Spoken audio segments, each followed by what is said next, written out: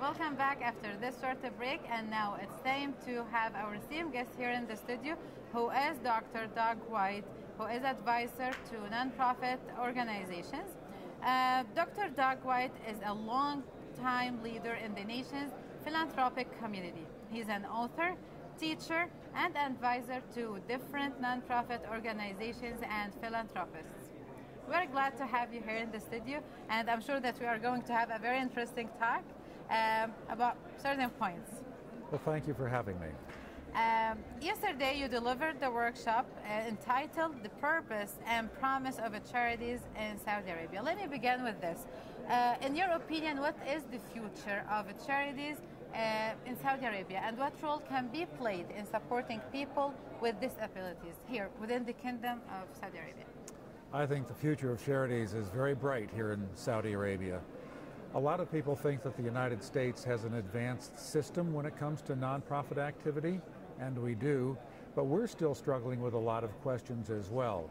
A lot of those same questions are going to have to be addressed by Saudi Arabian charities. A lot of questions involving accountability and impact and trustworthiness. These are all questions that we have to deal with all the time because nonprofits occupy a very special part in our society. These are the organizations that are not involved with government, and they're not involved with business. They have their own separate place in society. And these people are trying to do things that neither government nor business does fully. Yet at the same time, charities have to have a good relationship with both government and business entities because a lot of our problems are so intractable, so large that not just one entity can take care of them. So I see the growth of Saudi Arabian charities to be unlimited, and its importance is very, very high. Mm-hmm.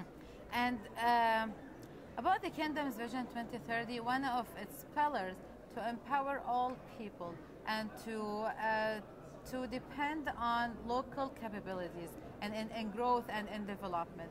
How do you see the importance of integrating people with disabilities in this development transition or process? I have to tell you that since I've been here in the last few days, the attention that the disability question has gotten by the Saudi Arabian people is amazing. This conference is so energizing, and I think it's wonderful to see so much attention being paid to this very important issue. I think over time that we have to integrate everyone into our society because everyone who is, as we say, disabled is also abled in so many ways as well. And to be able to, for us, to be able to find those abilities that these other people have it's essential to the success of society. And quite frankly, I don't know of another country in the world who's paying attention to it the way I saw it being paid attention to yesterday. It's just amazing. It's just heartrending. I really have to tell you that. Now, as far as how the nonprofit world within that can be a factor, a huge way. I think that nonprofits can pave the way in terms of helping organizations, both governmental organizations and other business organizations, employ disabled people in a way that will actually help them. There are programs in the United States, for example, that are companies who are trying to integrate disabled people into the workforce because they have so many good skills. So we have to be very attentive to that. Yes, we need to, because again, what I've realized over the few days, over the few last days, that people with disabilities have a great talents, have a great skills, and they are so much gifted. So we need to all provide them with the right environment and then benefit from those abilities and those talents, and you know, get to be integrated more in the society. Let me go to another point, which is the role can be played by nonprofit organizations to help people with disability to improve their life and to help them in general. The idea behind a nonprofit is that it will do what government can't do and businesses won't because there's no profit motive in it. In the world of the disability, education and job training, it isn't really a profitable enterprise to train that. So the nonprofit has to be at the forefront of doing that kind of training to prepare those people for the work in government and in businesses. So my feeling is that the nonprofits can play a very specific and important role. But what they have to do is commit themselves to it and identify specifically what role they will play. Now, in the United States, and it's true here too, we have a lot of organizations that deal with disabilities. What we really need to have is a taxonomy of, within the disability world, of the types of missions within different organizations so that we're not overlapping and we're not wasting resources. And there should be some sort of understanding, an organizational understanding of a goal to say, okay, we've identified these different types of disabilities. Now we've identified the different organizations that will deal with them, and we're going to then integrate them into the marketplace and into government positions as well as time passes. So the nonprofit world is essential. Without it, it won't happen. And because it's essential, that I'm perfectly sure that there should be some cooperation with different non-profit organizations around the world.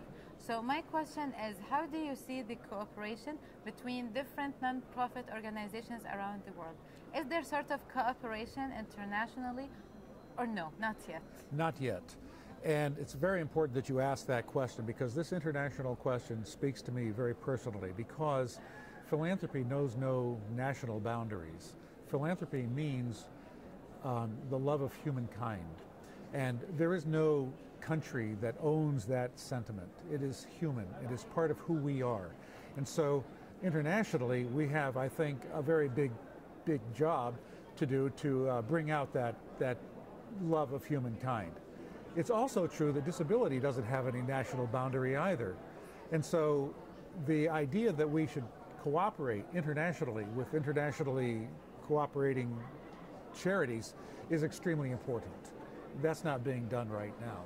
What we again need, as I mentioned before, a taxonomy of charities who deal with disabilities in Saudi Arabia. We need that on an international level as well, so that we can then begin to deal with this really important question from a global perspective. We hope that this international conference can be a start in different future cooperation with different non-profit organizations around the world. We came to the very end of today's interview. Any final words or message you would like to deliver? I can't tell you how much I appreciate being a part of this conference and meeting so many wonderful Saudi Arabian people. I have been told it's so ingrained in the culture here to be so hospitable. My last thought might be, in addition to everything else we've said, can we somehow export your hospitality to the United States?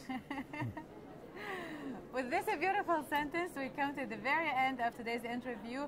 I'm perfectly sure that it was an eye-opening for the importance of the international cooperation between non-profit organizations around the world. Very short break, and then we'll be right back. Stay tuned.